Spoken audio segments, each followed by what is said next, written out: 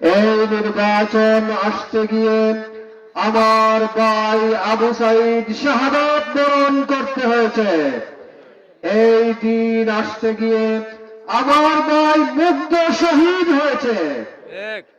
শাহাদাতের নজরানা পেশ করে করে বাংলাদেশের মানুষ মুক্তির জন্য লড়েছে। আমরা দেখেছি শত শত বছর ধরে এই অঞ্চলের মানুষ জুলুম এবং নির্যাতনের শিকার।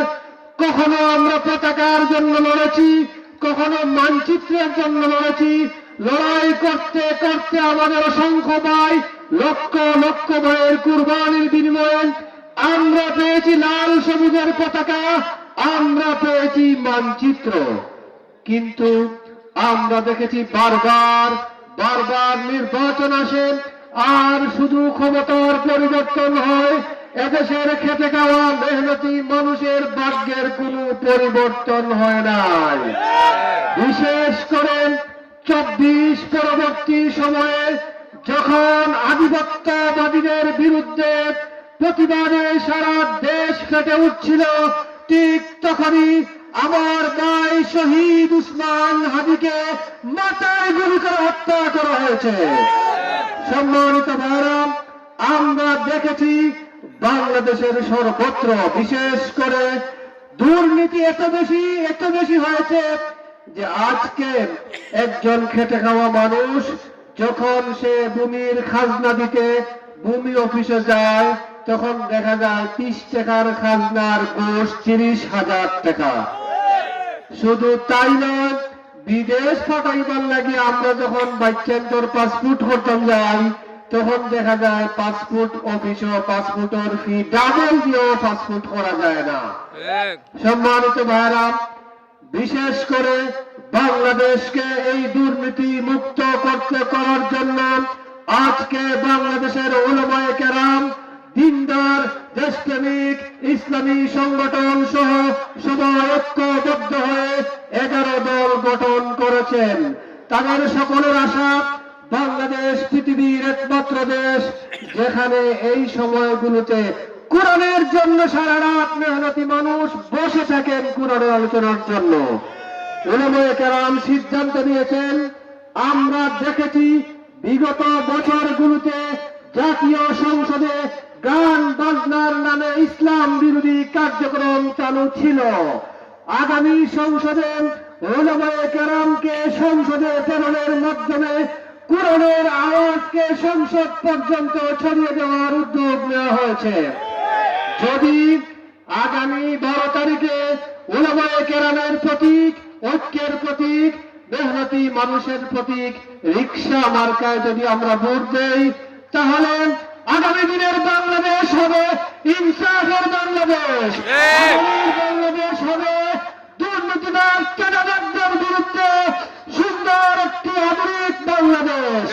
সম্মানিত ভাইরা, আপনাদের প্রতি আহ্বান, আগামী 12 তারিখ মা বোন সহ আমরা যারা আছি, বিশেষ করে যারা আমাদেরকে রক্ত চুষে ফেলতে চায়, আমরা দেখেছি ব্রিটিশকে বিতাড়িত করতেন আমাদের উলামায়ে কেরাম। এমন কোন গাছ ছিল না যেখানে দেওবন্দি উলামায়ে কেরামের ফাঁসি দেওয়া হয় নাই। এই জন্য বিশেষ করে এবারের নির্বাচন অত্যন্ত গুরুত্বপূর্ণ। আমরা অনেকেই, বিশেষ করে যারা মসজিদ মাদ্রাসায় আসি, আমরা অনেকেই ভোট দান থেকে বিরত থাকি।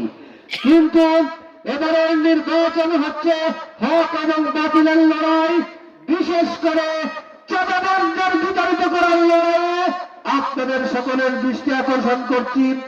আর সর্বশেষ যে কথাটা বলতাম চাইলাম, যে এই অঞ্চল বালাগঞ্জ, দক্ষিণ সুরমা, ফেন্সিগঞ্জের লগে আল্লামা গৌহরপুরি রহমতুল্লাহ আলাইহির সম্পর্ক, বিশেষ করে আল্লামা গৌহরপুরি রহমতুল্লাহ আলাইহি তাই বার্তাকে আটি আইয়া দিয়ে দিছি তারাবির নামাজ পড়াইতা।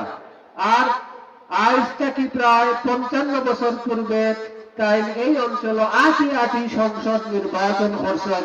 যে কারণে আমি মসজিদ মাদ্রাসার মানুষ, উলামায়ে কেরাম যখন আমার হয়েছেন যে গৌরপুরি হুজুর 55 বছর আগে আটি এই অঞ্চল সংসদ নির্বাচন করছেন, আপনি এখানে হত্যা না। তো তাদের এই গুমান, তাদের এই আশার নিয়ে আমি আইছি। আর 11 দলীয় দায়িত্বশীল হলে আশা করছেন আগামীর বাংলাদেশ যেন শান্তি এবং দিনই হয়। এর লাগে আপনারা দরবার রিক্সার লাগে দোয়া চাইলাম, আমরা দোয়া করতাম আল্লাহ রাব্বুল আলামিন।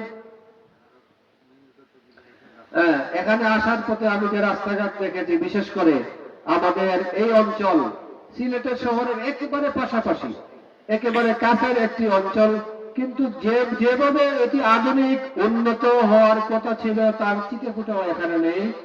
যদি রিক্সা মার্কা বিজয়ী হয়, আপনাদের রাস্তাঘাট সবকিছুকে আধুনিক করার জন্য সর্বাত্মক চেষ্টা করা হবে ইনশাআল্লাহ।